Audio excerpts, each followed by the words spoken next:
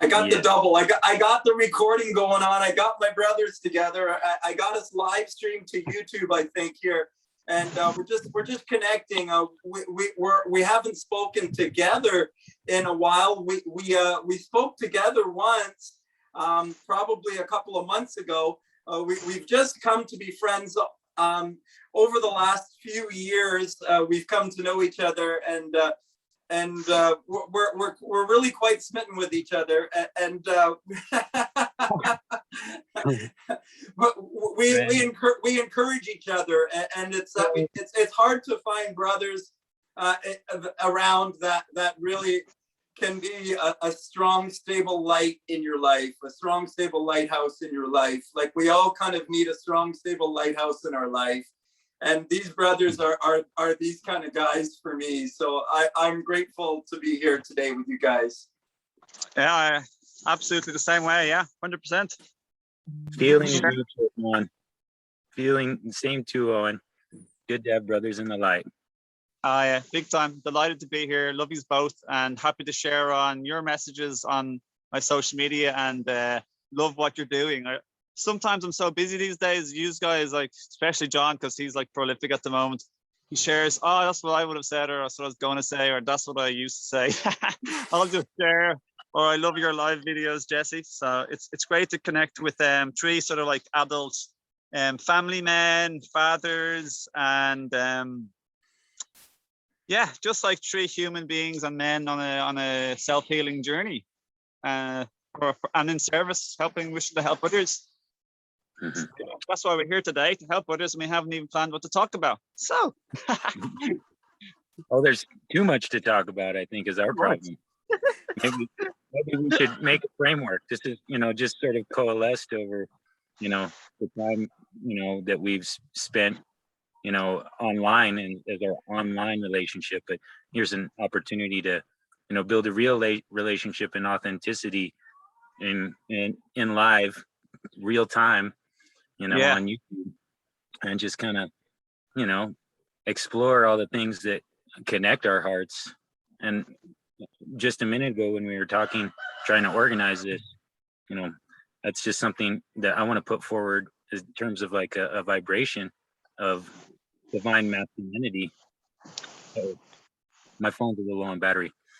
Anyways, divine masculinity being essentially authenticity and accountability, and so we can be authentic with each other and be accountable to each other in our goals and our wishes and dreams to help ourselves and help this world. So I think more, all of us together are smarter than any one of us could be by ourselves. And that whole thing of masterminding and joining minds is a potent thing. In conversation, our conversations can elucidate maybe something that will be hopefully helpful to the all. 100%.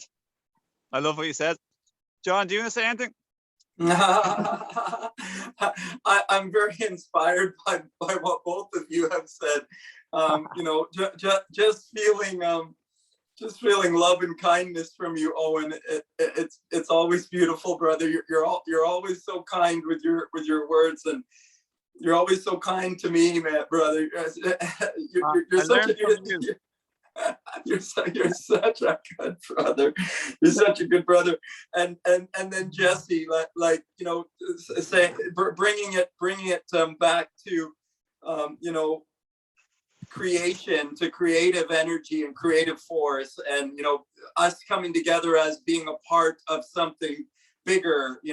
We're a microcosm of something much bigger, macrocosm. We're talking about creative energy, we're talking about divine masculine, we're talking about creative force, we're talking about seed energy, we're talking about inspiration. This is the starting energy. This is the thinker, divine masculine. The inspiration versus motivation. Our culture has us like as either a whip behind us or a carrot in front of us. But inspiration is that fire within, that passion, that loving, space for people or activities. And that's something else, I think be good to bring into the framework of our first discussion here, how we came together through natural health practice, and sort of the pranic lifestyle, and the integration of masculine and feminine, in our own selves and healing our own selves, Yeah. taking that responsibility, that accountability, so that we can then put that in a healed form of masculinity into the world, and interject that into our families and change the world, slowly, small moves. Gandhi said, small moves. And he said, what you're doing may seem insignificant, but it is significant that you do it. So, Yeah. Love it. Guess what? Out of all these rocks that I'm like walking on, I love to rock hop. I happen to find a granite one, I think, with lots of like silver sparkles. I love that. So that's sorry, great. I just happened to find myself here, gravitated. I love it. I love the sparkle, like silver is beautiful, and white. Yeah, it's gorgeous. Mm-hmm. So yeah. You're grounding. Yeah. This is the beach. Yeah, I love this beach. And I had a You do. cold shower before coming. Yeah, definitely. Yeah, it's good. A little bit shivery, shaky, but it's okay because I had a cold shower before coming here.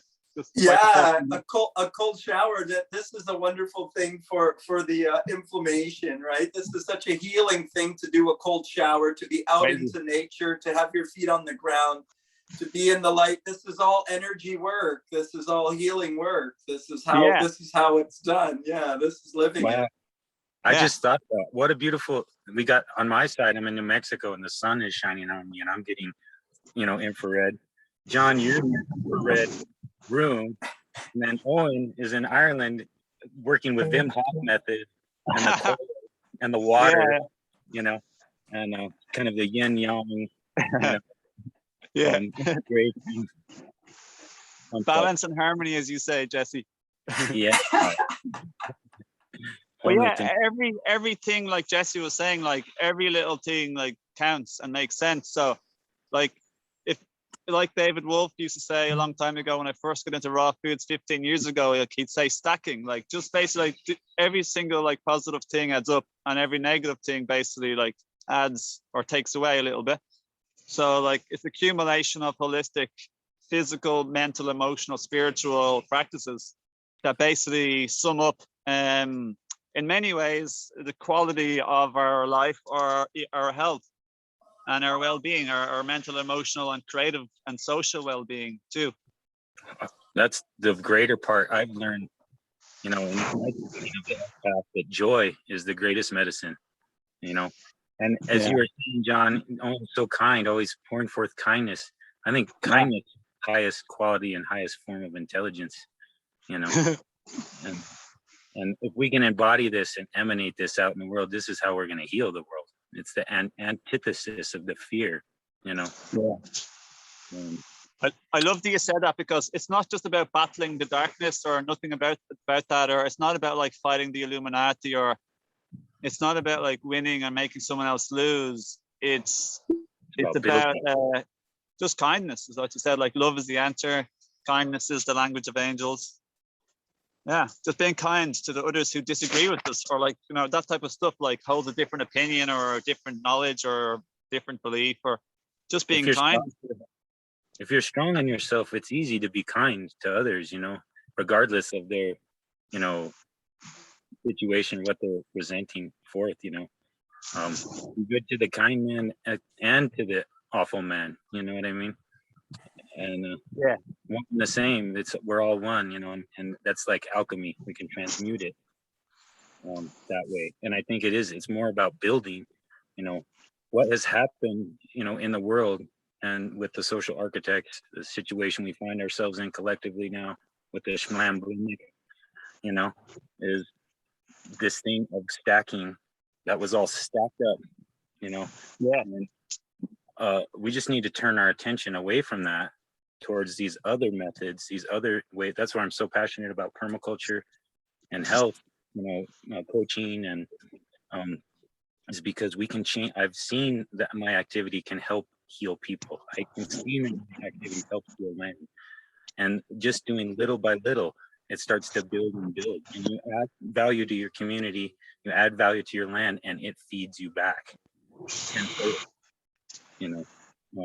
and we can make this harmonic vibration just expand and excel as we put in our creative energy together like this, you know, masterminding together, trying to spell out with our language, you know, what is it that we truly want in this world? What is our happiness? What does bring us this joy? And I think there's certain things that are sort of like being universal. You know, everyone wants to be healthy. Everyone wants, you know, to be in a beautiful place. You know, there's certain qualities. You know, it's easier to be compassionate and loving than it is physiologically. If you're full of anger and all, you know, tense and everything, it's harder. And part of what we were also talking about before we hopped on this call was, you know, just the empaths maybe purging more emotions for the all right now, you know, to open up, especially as a man. We're not usually encouraged to touch in with our empathy, with our heart resonance and our compassion and our gentility, with our tears, you know. Yeah. So, Authenticity. sorry, what were you gonna say, on? It just reminded me of when you said authenticity, like emotional authenticity. Yeah, 100%. That's how we show our children, our sons and our daughters, and you know, that they will duplicate what we do. So if we say one thing and feel another and mean another, that's what they're going to learn to do. If we entrain to stress rather than relaxation, happiness, and strength, that's what they're trained to do. And so, you know, I think this is the potency of this conversation, is we can actually start to make these changes now today to make things better in the world, you know. And I really think the big stress is that the work is really inside of yourself. You know, like the biggest work is, you know, kind of being authentic with the feelings inside of yourself. So, you know, meeting with the shadow and seeing and feeling the shadow, and like accepting the shadow, like you may be not feeling that well from something that's happening around you. What's happening around you really is the trigger, and that's bringing up those shadowy feelings. And it's really, you know, can I sit with those shadowy feelings and kind of say, you know what, like I accept this, and I'm committed to working on the best resolve with this. So there's a bit of an acceptance that has to come, like, this is where I am, like, you know what, like it's not perfect, but this is where I am, and from here I'm gonna build, you know, further from here. So yeah, we got to be real with where we're at if we want to get to where we want to go, you know. And we got to honor where we're at as our place to get there. And you know, we're very often judging of our current state and putting our happiness out in the future state. And you know, that's what I think all these practices that we've been involved in, the grounding, the meditation, the sun gazing, the fast, the, you know, breatharianism, the fasting, the qigong, all of it is about trying to harmonize. It's more about a consciousness than the state of not eating or something. Like, yes, 100% with ourselves, to heal our bodies and our minds, and give ourselves that practice of loving care, something that we, you know, that we all share in heart resonance, really inspires us. That inspiration, that true inspiration, that motivation, you know, to not be obsequious, but be moved from a pure place, from your heart, you know. And yeah, you touched on a lot of good things there, John. There was something else I wanted to say. It's lost me now, but you're totally on point. It's this thing of art, like art being more real with ourselves is like ground zero, you know. Yeah. It works, you know. Did you remember what you wanted to say there, Jesse? You wanted to say something else? No, I forgot. It might come to you in a minute. Yeah, I'll let it go. It might come back. I was inspired by what you said. You mentioned, you know, it not really being about the food, because I also see in our communities, you know, being in the pranic community and connecting to the pranic community as well too, is I see this like, you know, like a forcing a fast. Yes. a fourth on the fast, and you know, this is the way to fast, and this is what you're supposed to eat, and this is what's right, and this is what's wrong, and we can get into this divine masculine, which is very right and wrong, which is very right, the divine masculine. You can get stuck in a way of being like, this is the way that it happens, and once you start getting stuck in like, it has to be this many days, or you can't eat, or you can't have water. Like, really, you have to be able to learn how to listen to yourself. Yeah. You're called into it, and then you take a break from it. It's not about killing yourself. Yeah, this is so huge, because I see a lot of people jump into this either for ego or to punish themselves or out of eating disorders.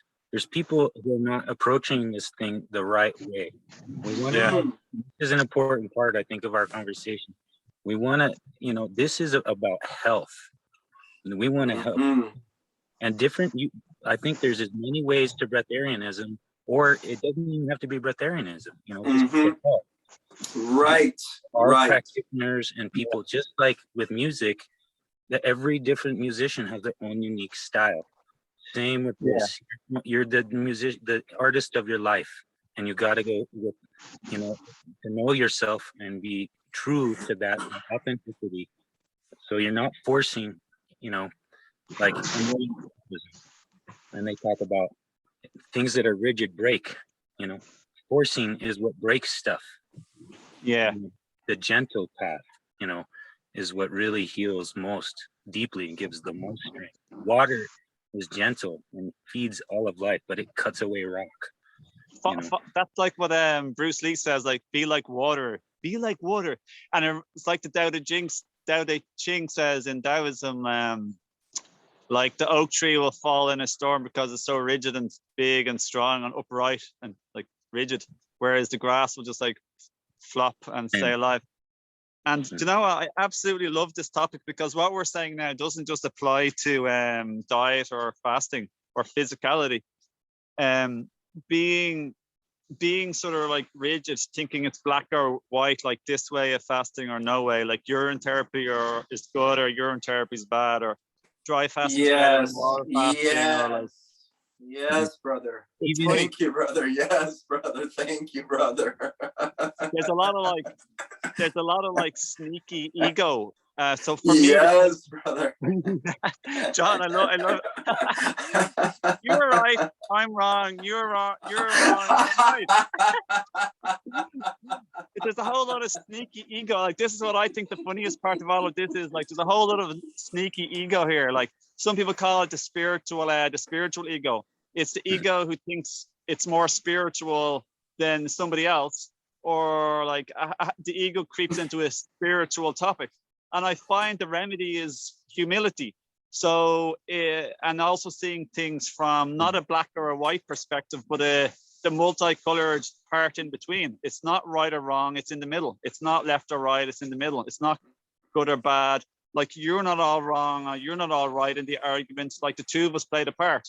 There's not one way, there's like many ways. And that's basically more or less what you were saying anyway. So that was music to my ears. As you were talking, I'm kind of just like walking around boulders barefoot. Am I up or down? Let me fix this.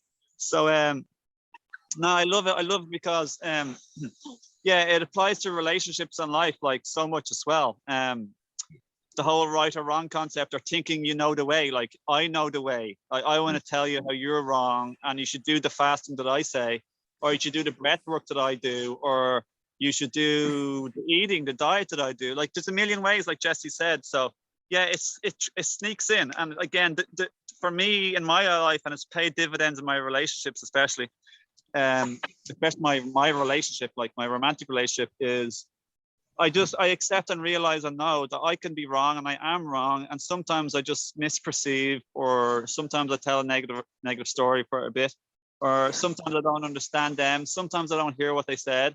Sometimes I assume something, you know. So I hope you get the point I'm making, you know. I think that, you know, that resonates very beautifully. you know, because I think everything in this world is about relationships.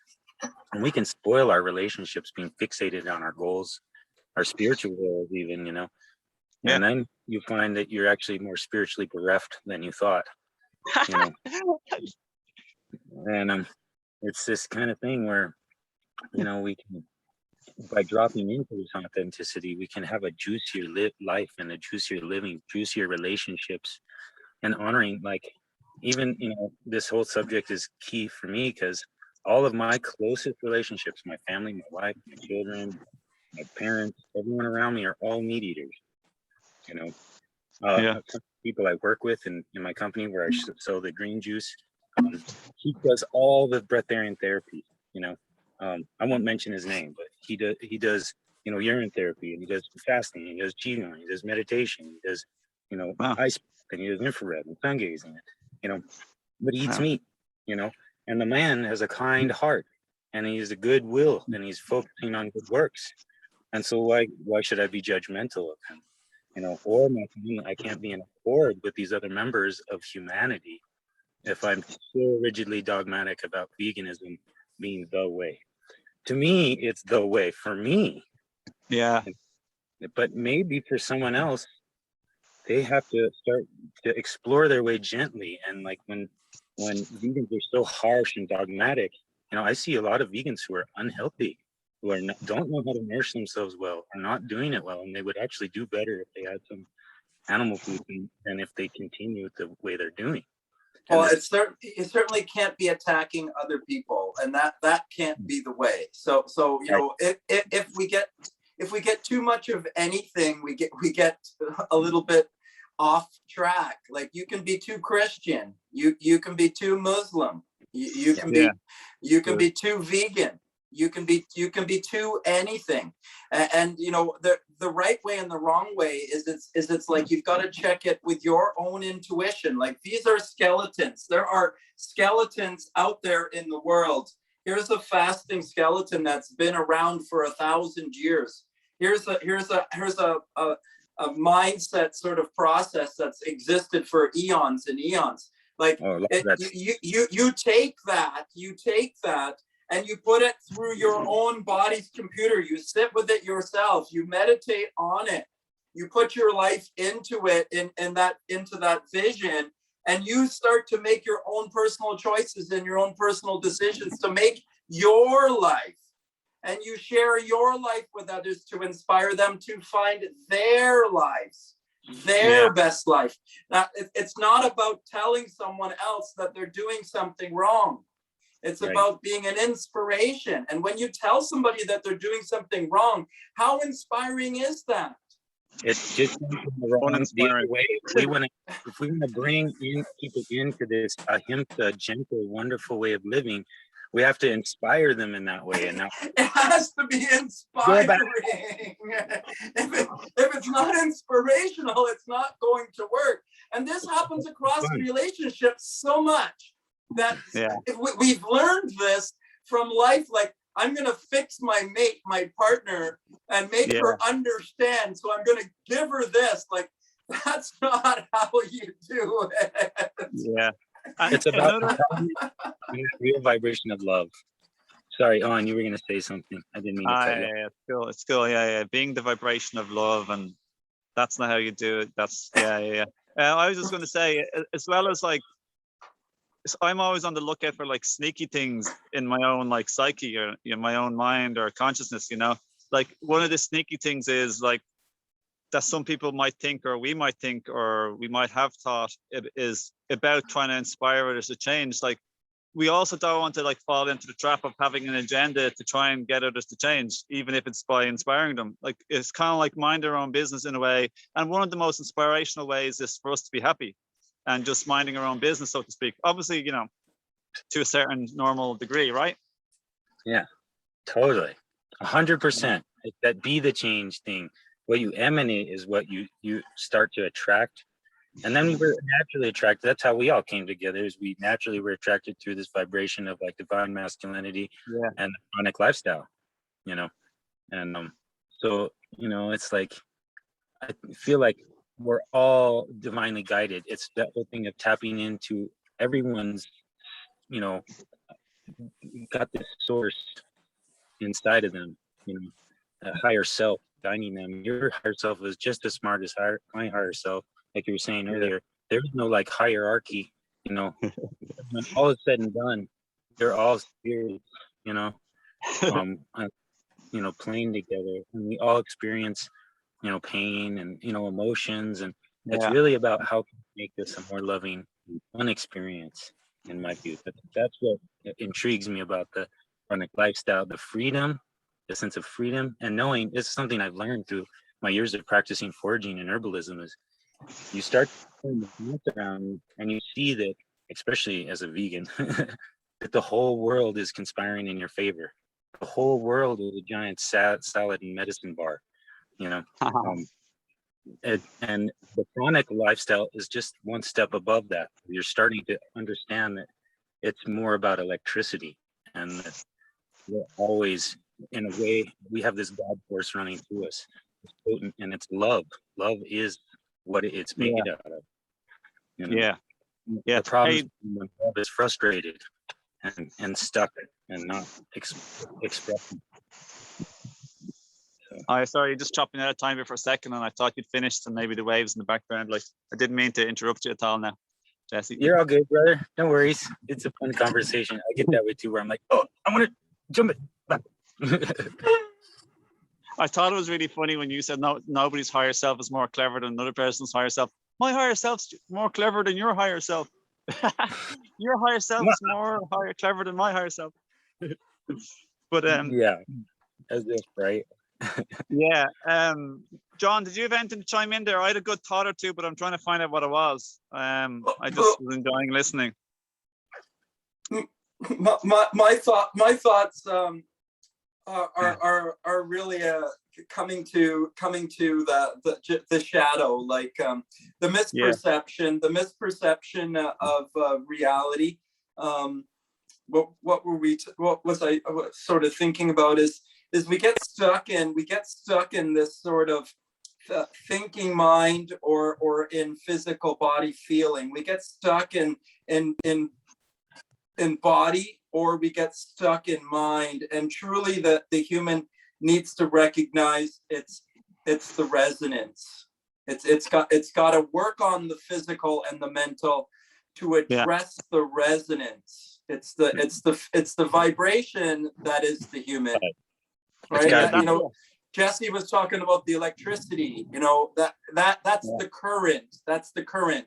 It's the life force. It's the energy. So it's not the thinker, and human has a thinker. It's not the body.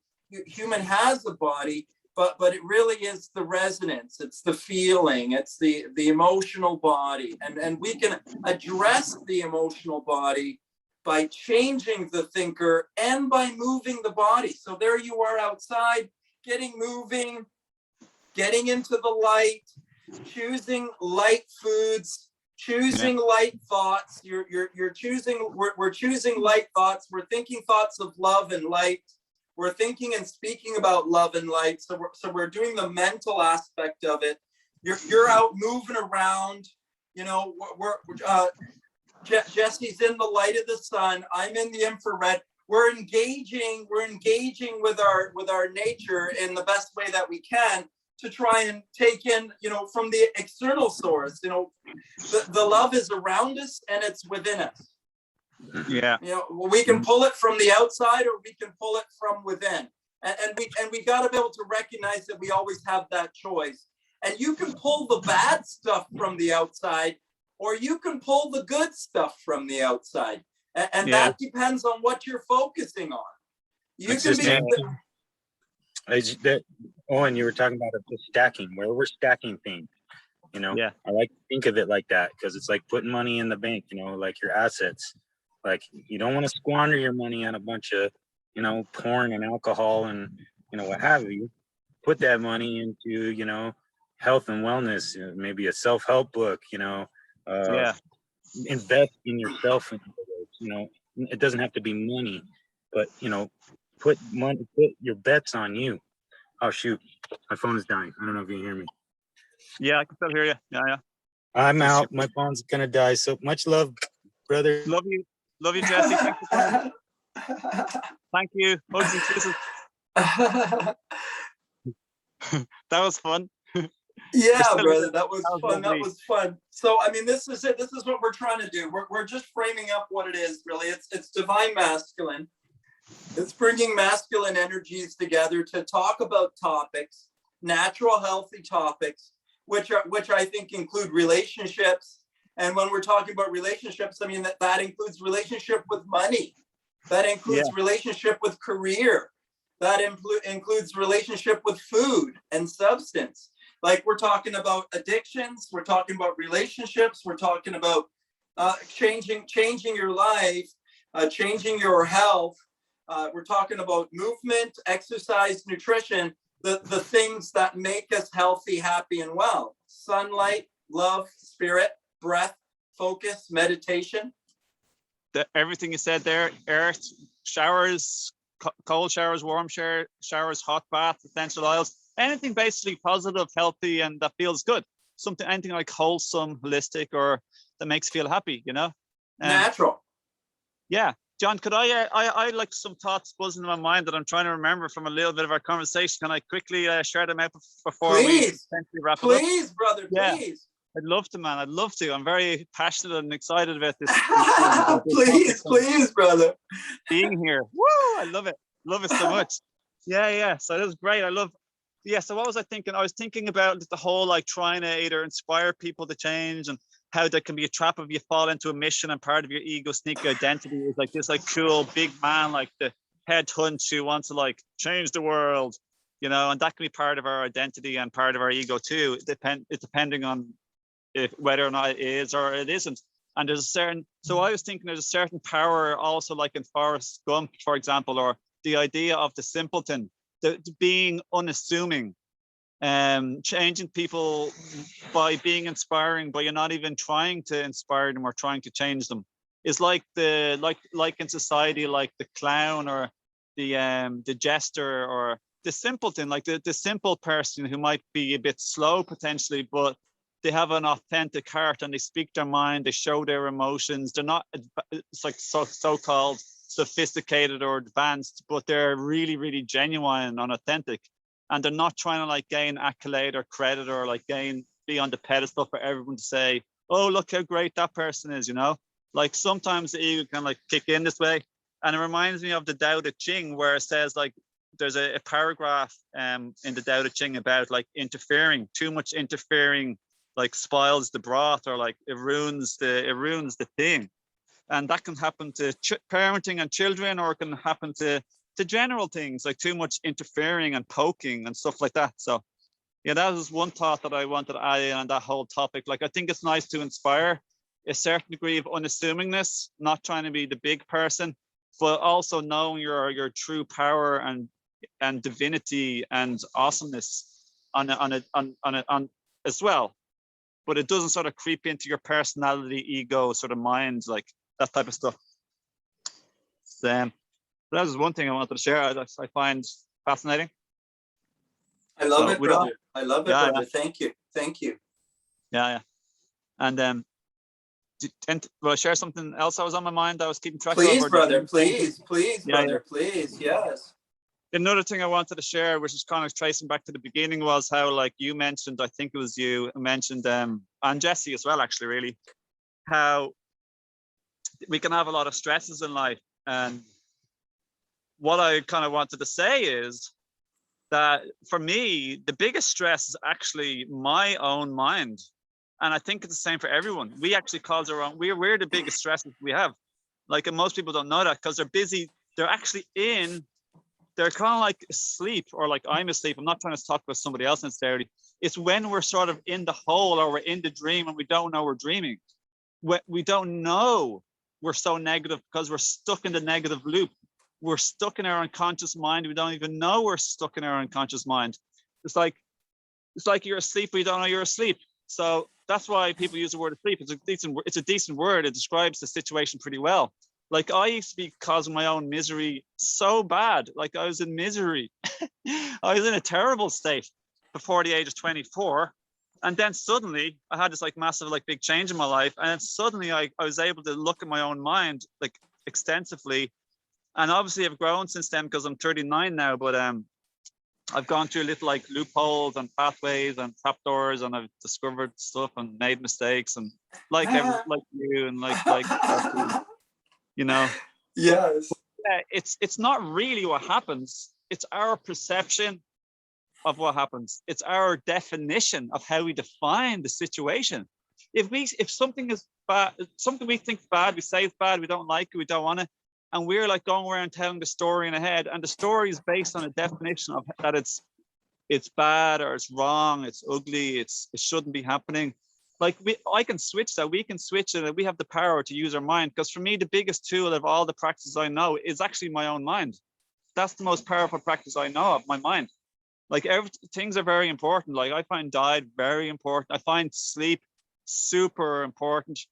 It's probably more important than diet for me, because sleep is where all the rejuvenation and the generation of electricity for energy the next day happens, I hear. And healing and cleansing happen during sleep. It doesn't happen when we're eating, like you know. But yeah, food's important. It's very important. But I think what's most important for me is definitely my thoughts, you know? So like, let's say somebody does this or something happens in life.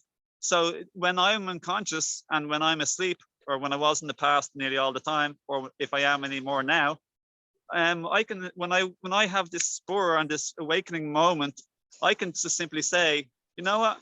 I can reframe my perception and definition of what's just happened right now with this person or this situation in my life. And I can actually say, I can list all the positives that are there. I can count my blessings. I can make a list of positive aspects either in my mind or on paper. And I can define it in a sense of good to a certain degree. I can flip it around. I can extract the meaning or the lessons or the teachings on it. I can repaint the landscape of what I thought was the truth. I can redefine it. And that's like super powerful, like for me in my life and my problems or challenges. Like I can redefine it from no longer being a problem anymore, for example. I can change the meaning, the definition of it. And for me, like this is like what's most important. Like it doesn't matter how much sleep I get or what diet I do or how much like sort of fasting or meditation, or like if I can't sort of do this sort of stuff, and I'm kind of not sort of like living in my heart, a lot of these certain practices, like I'm big into these practices. Like I love sun gazing and sunbathing and diet and everything, fasting. But I'm just saying, I think the most important thing for happiness and empowerment is kind of like our mind, where we're tuned into what you could call the mind of God or a mind of our higher self. Yeah, I think that's probably the most kind of powerful thing. Like I think stillness and emptiness is beautiful too and helps us undoubtedly. But it is the mind that has to be changed. Yeah, basically. So like we think so many thoughts. To get a real deep grip, we want to be like, we want to really like dig into like investigating and checking out our own thoughts and our own definitions, our own labels, our own belief systems, perception, our assumptions, our definitions, the meaning we're assigning to things. There's a good few different words like we could use. Like, yeah, I just used a few there. So yeah, our thoughts, our beliefs, yeah, all of those Yes, things. yes. To have dialogue around them, to get more clarity on them, and to make different decisions about them. It's by reevaluating our past ideas and thinking about them in a different way. Like, hey, how could I look at that situation differently now and change the way I used to think about that? That can free up energy from my past. Yeah, big time. Yeah. For a minute, I was thinking of like my automatic thought there was like the past could be like 2 minutes ago after a reaction or a trigger with somebody. But then I hear what you're saying, like the past. Yeah, we can like change our story of our past. We could change our story of our past, and we can look at it from being the victim of our life and turn it and flip it over and say, you know, how we became the victor in our life. And we can see how that problem was actually was setting the stage for something wonderful to happen in my life. And that's just really a shift of perception. Yeah. I love that you said that. I never heard that before, like from the victim to the victor. I like that. Yeah, I heard, I was listening to a video the other day and it said like you're only as powerful as your last thought. And I just loved it. I love the title of that. It's so good. I never heard that exactly before. Like I've listened to a lot of stuff about thoughts and thinking, and like I've had the people who've helped me to learn what I'm sharing today, you know, and that type of stuff. But yeah, I never heard that particular phrase. You're only as powerful as your last thought. And I just thought that is brilliant. Like that's the power of going into the future and leaving leaving the past or leaving the now behind and going into the future. And that's it. We're only as powerful as our last thought. And all of those things just could be summarized as thought, like labels, definitions, assumptions, positive or negative, our memory, imagination, envisioning.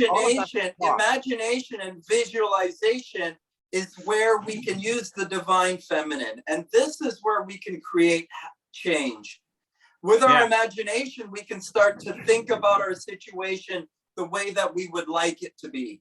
We can start to create a vision through the imagination, through the divine feminine.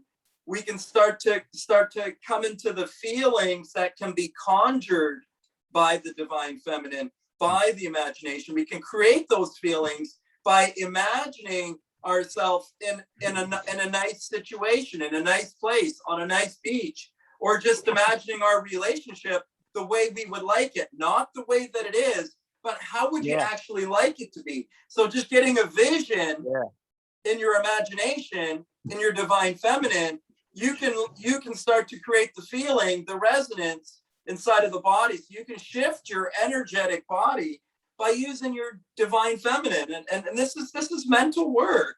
And this is how we heal ourselves with mental work. Healing is a shift of mindset. It's a change. 100%. Healing is a shift of mindset. I agree. I was imagining giving you a hug there, actually, to be honest, a nice warm sauna, or just hugging you. That's all. I was imagining hugging you there. And I was thinking, I wouldn't want him to crunch me up too hard, though, because I actually have a sore rib and you look really strong.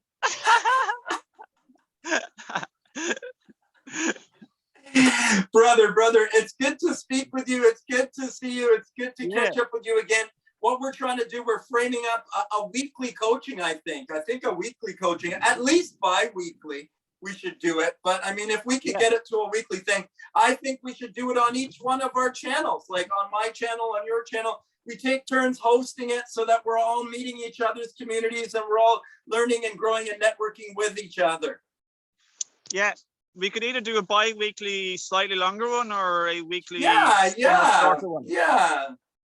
And if we did do a bi-weekly, then we just share the previous one like more than once to people to catch up who are new or who have missed it.